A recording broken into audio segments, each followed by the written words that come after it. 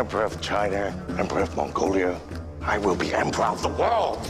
Everyone right was in that position. That you picked a game best horde, survive a massive war against me, and after getting a sweet peace deal, that happened. What is my horse? Can we become the emperor of both China and a Mogul horde? Kublai kinda managed to achieve that. And what you can indeed achieve today is a subscription to my channel. If you're watching this, there is 79% of chance that you're not being subscribed to the channel, which is kinda massive. So why not change that? I'm already going to change a very vast part of this game anyway, so why not give it a try? And as my very first and most popular video to now, I will once again break into parts.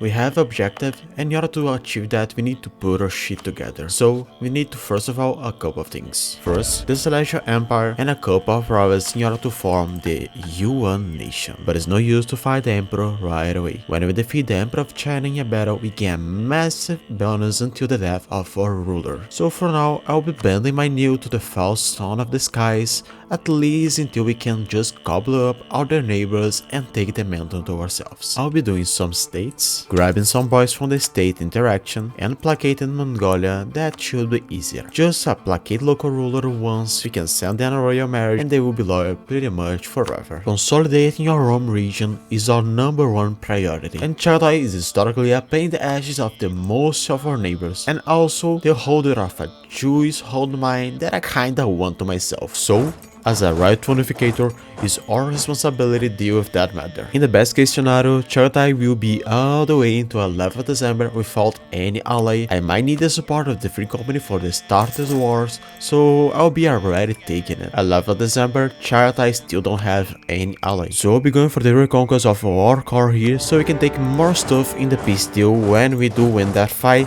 That should be quite easy. The Oirat cavalry is extremely powerful right from the bat. And that's not exactly the best terrain for a cavalry to fight, but I think that you still should be winning. Yep, definitely we're still gonna win that. Can we go after the mountain fort? Yep, we can. With Mongolia siege their capital and Horde stack in the fort, we can just sandwich them here and wipe the rest of their army as soon as they reach the province. Exactly like that. Carpet siege then is not that hard either. We just need to make sure that we're gonna stick our troops together, or we can just wait for our vassal do all the job to us. That also work as well. And all the forts down, now we can take our peace deal. First of all, we need the 3 provinces here. That's pretty much Oirat province and a line all the way into the Timurids. The rest we can take with money. Coalition wise, no one will care about coalition, trust me. And for the province, of course, race and core, except for the gold mine. We kinda don't do that to gold mine. Craddle, that still don't have any ally, is an easy target for us. Annexed in pretty much just 1 year, we can start to follow now after Korchin. Using the reconquest of Russell Mongolia, always go for the province that has higher depth. In that case, being Jiren. I'll be not coalition any of their allies because it's no use by that. The Manchu tribes might seem more difficult because of their numbers, but they don't have any military modifier from the beginning, so we can just pretty much still roll them before they can just group themselves. Look here, even if they do have more numbers, we should still win that fight. Pretty easy. Now it's just a matter of going after the weakest one first, and since we don't need anything from the night, I'll be just taking a bunch of ducats. Sir, I think that your home is cut in the opposite direction and you lost maybe? It's always great to show you direction, ask anytime. Janzo, we kinda don't want anything for them, so I'll be just taking money, war reparations, and if I can, I'll be destroying some of your relations in order to get a bit more prestige. So that's it for now. But Korchin, on the other hand, we kinda want every single one of their province. A bit of ducats as well for our problems, not giving anything to Mongolia and yoink. Since we already have 200 relations, we can already start working the integration of Mongolia. That will take me roughly 8 years. And for the gold mine that we just acquired, make sure to make that a full core of you and decrease the autonomy, cause we kinda need some of Jewish gold around here. So you wanna make my mountain fort even better? Sure, why not? And I'll be setting the state edicts to encourage that, and spend a couple of diplo here in order to get that to 10 development as soon as I can. And such as Craddle, Sari Gear is extremely easy target that will be right away just gobbling up. And by annexing the poor bastards, we can finally start to stretch our goal into the Tibet region. One of the pieces for a puzzle of acquiring both the Empire of China and the Steppe Horde government is hiding behind of the Tibetan mountains, so we kinda need to uncover that secret. Khan has an annoying lance network that will pretty much force us to fight more than one war to reach just that one guy here. It is what it is. You'll be going after Khan and White Peace, both Kyujet and you. You'll be taking them in your next war. Always siege with your mercenary stack and just let your member stack be around. Our cavalry is pretty much what do the most of the damage since we are a horde, so if it's possible, that is what you'll be using to fight them. Or they will be just running all the way from Ming to the Cochin province. Just because. Well, that's the opportunity to just white piece your allies. That's one white piece, and that's the second. So, Mr. Khan, can you please be full annexed? Yeah, thank you very much. I appreciate your time. And son, my friend, I hate to be me to say that to you, but it's time to be reintegrated into the Oirat land. And that's the second Gujet white piece. I will be doing pretty much the same for the other guys, but I'll be taking a bit of money in war operations, even if just a bit is better than nothing. Like I said, just some money, sir.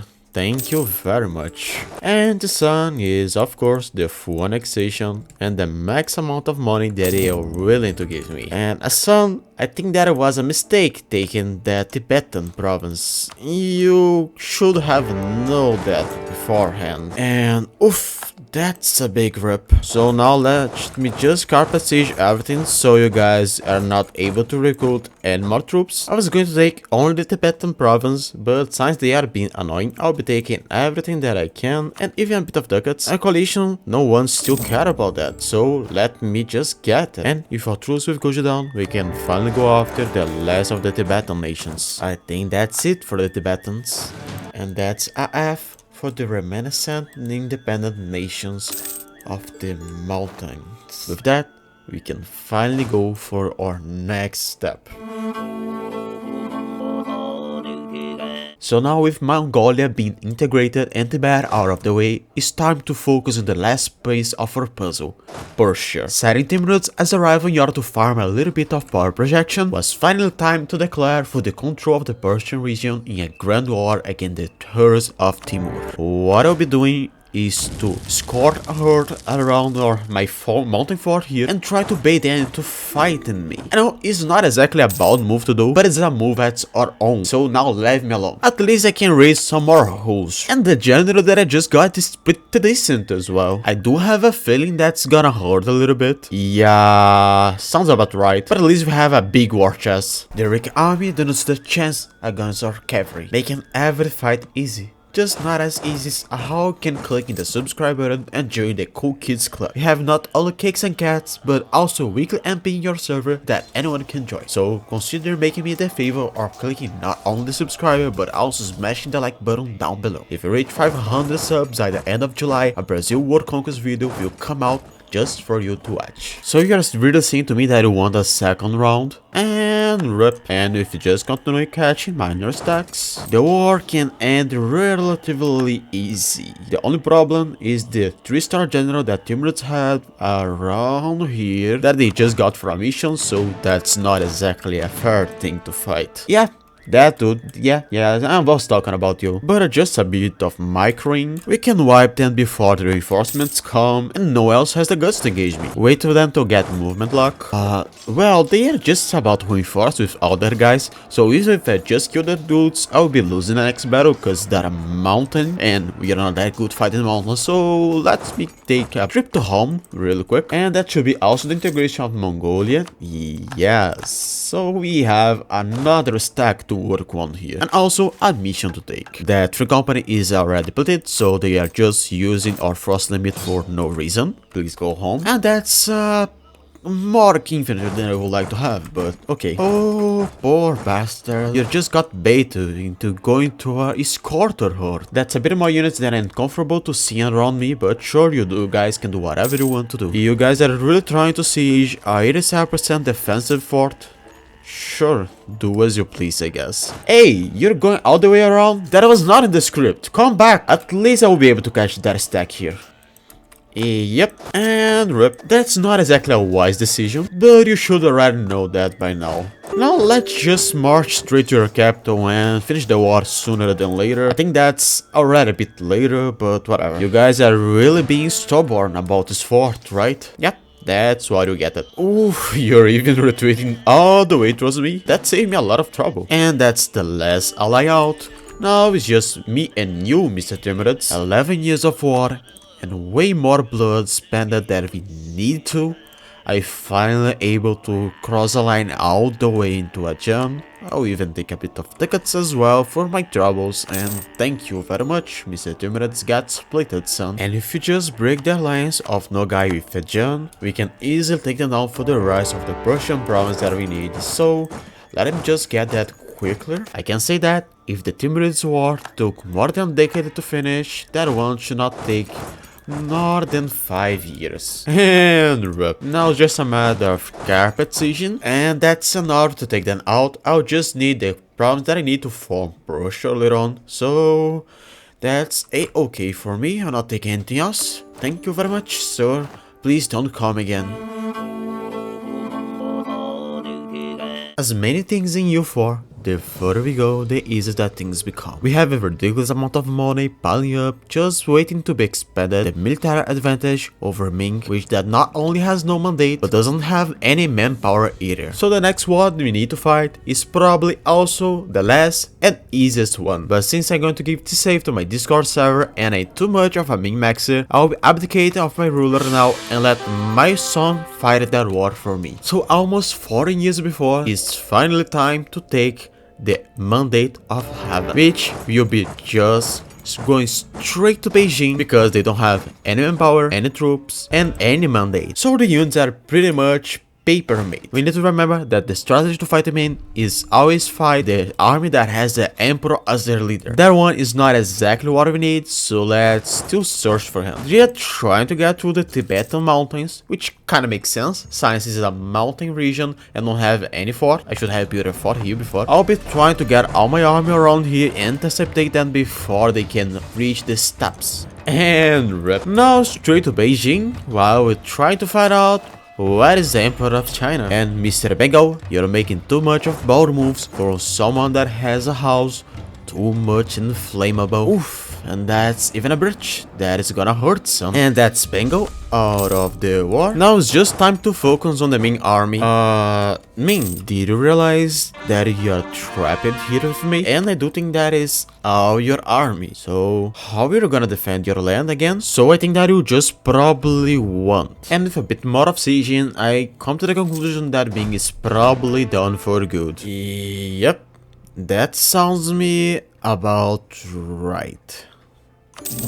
So now we are the new Emperor of China, holder of the Mandate of Heaven. And just to prove to you, that is the celestial empire that we have here as a reform, and as soon as the month T comes, that's the new states. And now we can finally embrace the feudalism and start to take tax, something that I didn't do until now. And the idea groups, I'll be letting for you guys to decide in your game, but I do strongly recommend that you do pick core ideas. After all, mandate growth is always a good thing to have. But in order to avoid a very bad disaster, we'll be done a couple of things, one of them being, first of all, taking the Tomo crisis, that's a bit of armamentation, which is always good, and unite the Mongols, which we can just unite all the culture group, which is usually since we are going to go for the Yuan, that will make our culture group Sinautaik, or the second one that give me max promoted cultures.